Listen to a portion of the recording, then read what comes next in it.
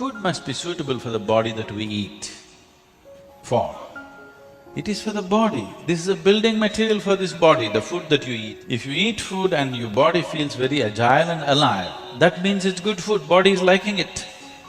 If you eat something, it feels dull, that means it's not liking it, it's having difficulty with it, that's why it feels dull.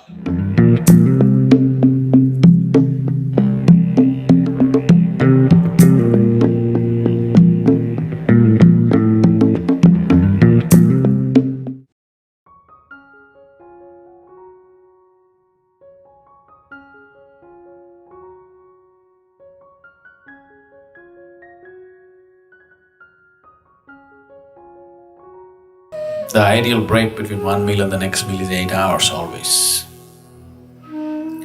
If 8 hours is not possible for you, minimum 5 hours break is needed. You must feel a certain sense of hunger before you eat.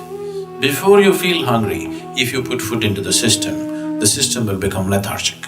It will not know vibrance. So, human vibrance can be in various levels, many different dimensions.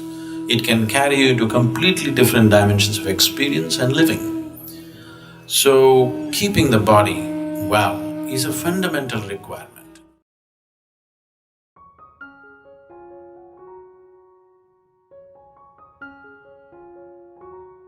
To put it very simply, food goes through your body through the alimentary canal. From your mouth to your anal outlet, there is a pipe. Through this it runs, going through various stages of digestive process. So, it goes through the alimentary canal. Now it begins with the lip. Here, if you look at this, if you look at the animal kingdom, there are herbivores and carnivores are two main segments of animals in the world. One eats vegetable matter, another eats meat. If you look at the alimentary canal, the way it is built, between herbivores and carnivores, there's a distinct difference.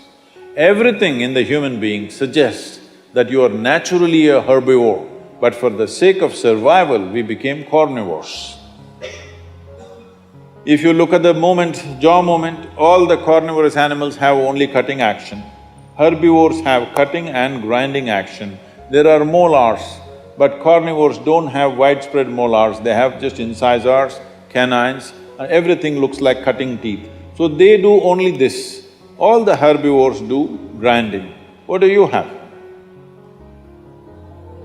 Both. So you are supposed to chew your food. Why you are supposed to chew your food is you have enzymes in your saliva where if you take a little bit of raw rice and put it in your mouth just for a minute, you will see it turn sweet right here, because right here carbohydrate is being converted into sugar, right here.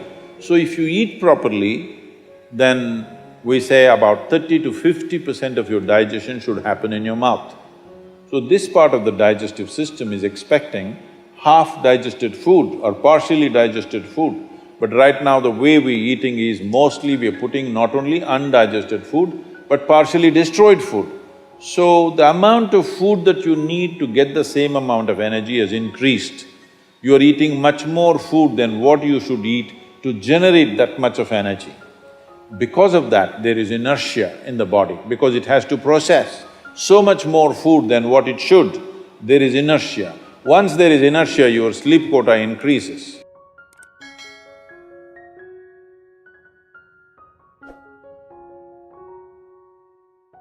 So what kind of food do you eat so there is no inertia in the body? In yogic way of seeing things, we are looking at tamas, rajas and sattva. Tamas means inertia. Rajas means activity but no balance. Sattva means absolutely balanced kind of energy. When you're in education, you need a very balanced kind of energy because you have to focus on something which doesn't naturally interest you. It's not something with which your chemistry is gelling. If your chemistry is gelling, you are always focused on that one, isn't it? Here there's no chemistry, but you have to focus on that. For this you need a balance and a steady mind. For this you need to eat in a certain way.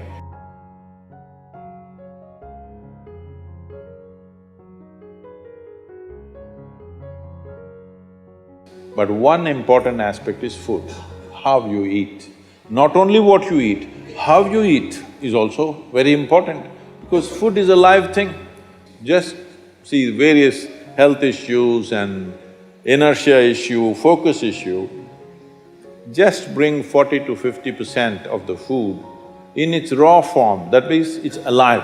It must be a live cell, it can be a vegetable, it can be a fruit, it can be a nut, it can be sprouted gram. At least 40 to 50%, the food that you eat must be alive. You eat dead food and you want to live, this is a little difficult thing to do, because you have to raise the dead now.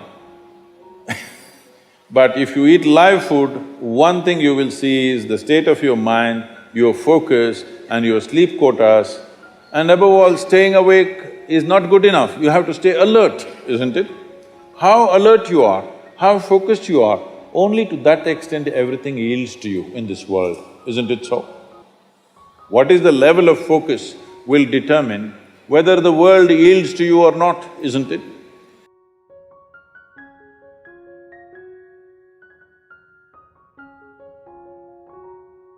And one more aspect of life, one more aspect of food is, when you consume something, it must be of a simple genetic code, in the sense, it must be a very simple software.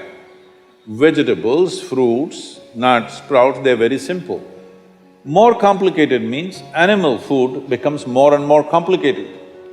Suppose you eat an animal which has some amount of emotion and a life of its own. Now the code in that… we were talking about this, your body is just an accumulation of memory, which means a certain software, isn't it? This is the most complex software. Human software is the most complex software on the planet of all the creatures.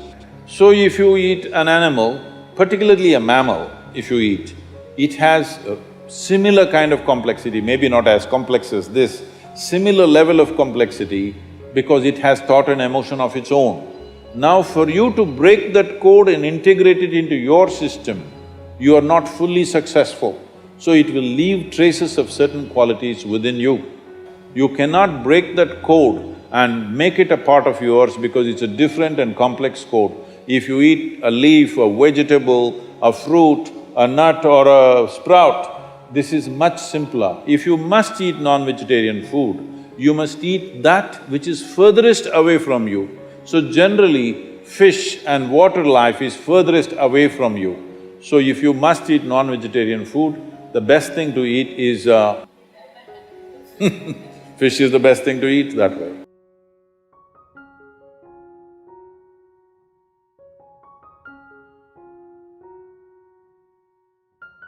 We must understand this.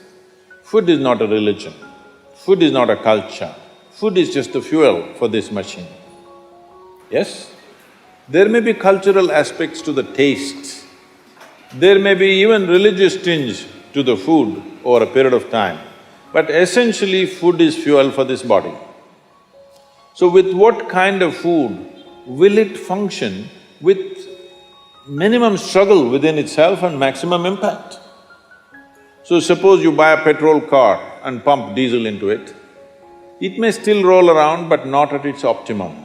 Similarly, various foods you can eat and still somehow it functions.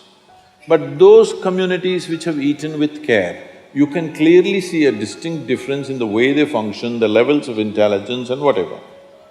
So in India, we prescribed food for different people in different way. If you're doing menial jobs, you eat one way because you need physical muscle. If you're doing other kinds of trading and other kinds of activities, you eat another way. If you're a fighting class, you eat differently. And now if you're into education, spiritual process and subtler aspects of life, then you eat differently.